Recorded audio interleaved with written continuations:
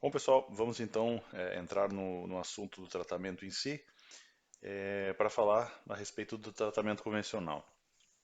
Por que convencional? Convencional vem do sentido de mais utilizado, né?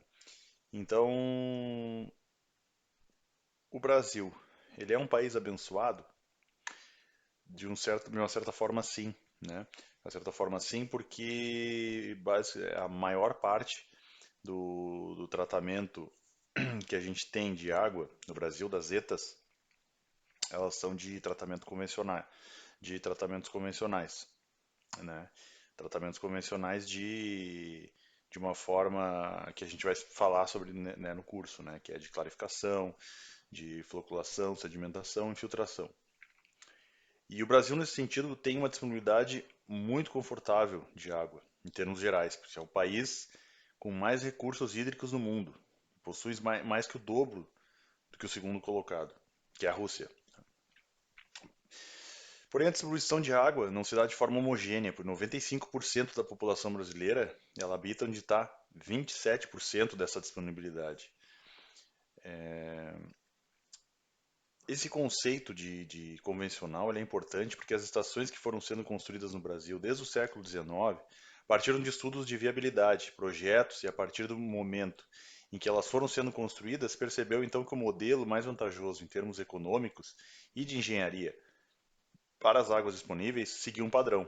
Isso não impede que as novas estações apliquem tecnologia mais avançadas, como flotadores, separação por membranas, por exemplo, né?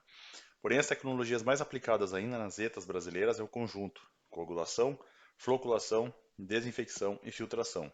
Será o enfoque principal, né, do nosso curso de introdução. No Brasil, mais de 90% das águas de abastecimento público é oriunda de fontes superficiais.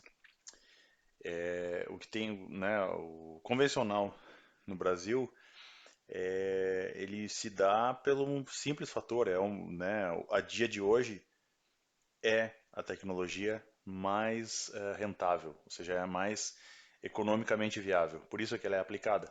Ela trata uma quantidade maior de água, né, feito com uma instalação e um custo de operação e de instalação mais reduzido. Sempre qualquer projeto que a gente for fazer, a gente vai sempre pensar nesse fator: custo de instalação, custo de operação. Vai se tentar chegar no menor valor, né, no menor valor para os dois. Ou seja, existem tratamentos que são muito caros, porém, lá na frente, né, a longo prazo, poderia ter um custo de operação mais baixo. E talvez esse valesse a pena a implantação.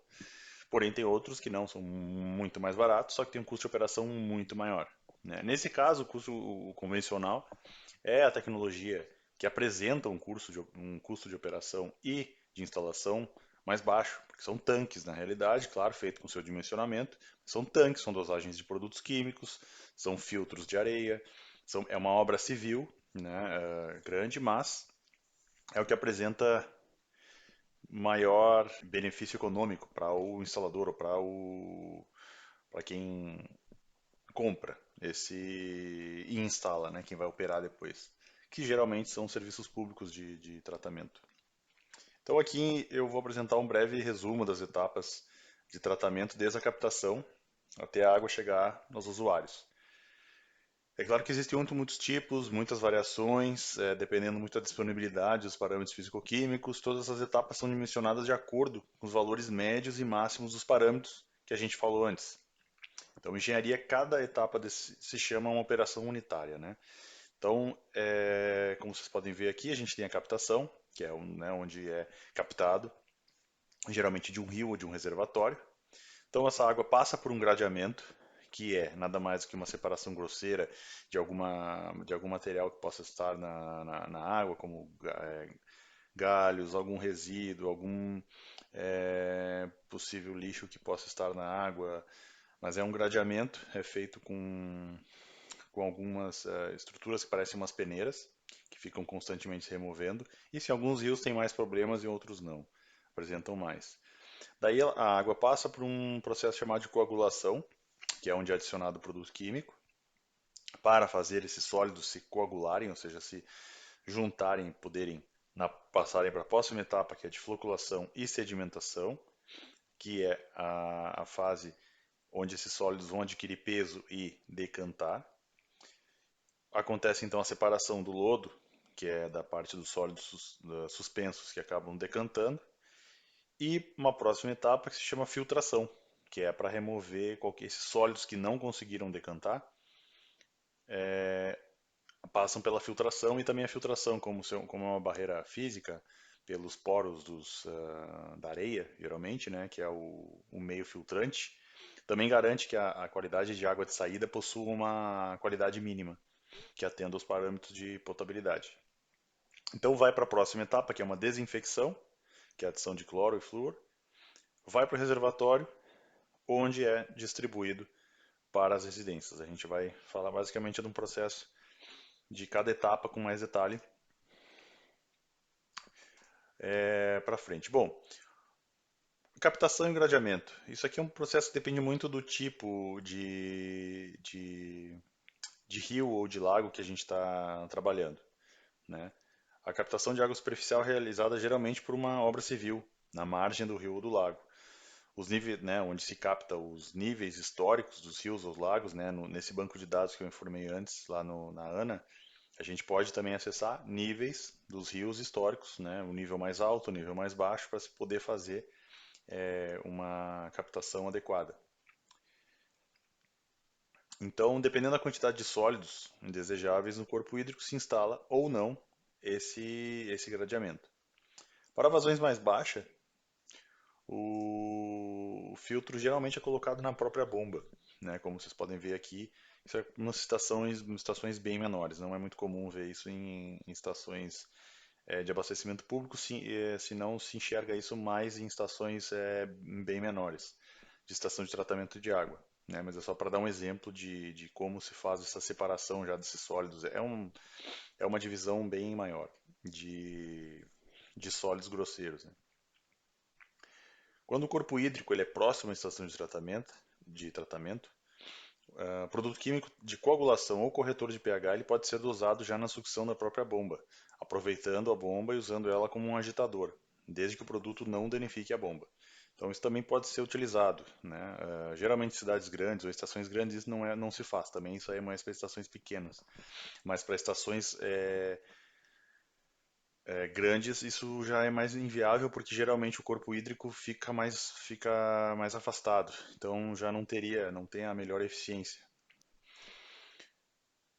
Bom, então aqui nesse próximo a gente só mostra como é que é uma de captação de água de uma estação com maior volume, com bombas bem maiores. São bombas já instaladas em uma sala, onde ficam num nível abaixo do nível de água ou acima, né?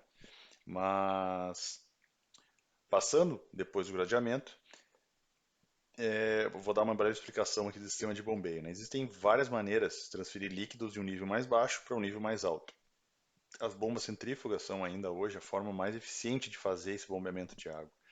Um ponto importante é que toda bomba centrífuga ela possui um limite de altura que ela consegue succionar a água. Nessa figura, por exemplo, a gente pode ver que a bomba está acima do nível da água. Ou seja, nesse caso, por exemplo, aqui a água fica aproximadamente por aqui. Aqui ela tem as diferentes níveis do rio, né? E aqui a água cairia para um sistema de comportas por um tanque. E esse tanque, por exemplo, ele tem uma altura máxima em que a bomba consegue puxar, ou seja, essa bomba ela pode ter o sistema aqui embaixo, ela pode ter uma tubulação que suga essa água até chegar na bomba e depois a bomba é transferida para a estação de tratamento. Essa altura máxima, ela não pode ser superior a 9,8 metros e às vezes é um pouco menos até que isso. Geralmente 8 metros por aí já não se recomenda mais fazer, né? Se chegar a ser acima de 8 metros. Pois não existe uma bomba que consiga fazer essa sucção. Isso dá porque a água começa a formar bolhas de vapor na temperatura ambiente mesmo, então começa a formar uma cavitação. E acabam estragando rapidamente as bombas centrífugas. Por isso que a forma mais eficiente de bombear é colocar as bombas centrífugas no mesmo nível abaixo do nível de água, que daí garante uma transmissão de água, né, uma captação e pressurização de água até a estação de tratamento muito mais eficiente.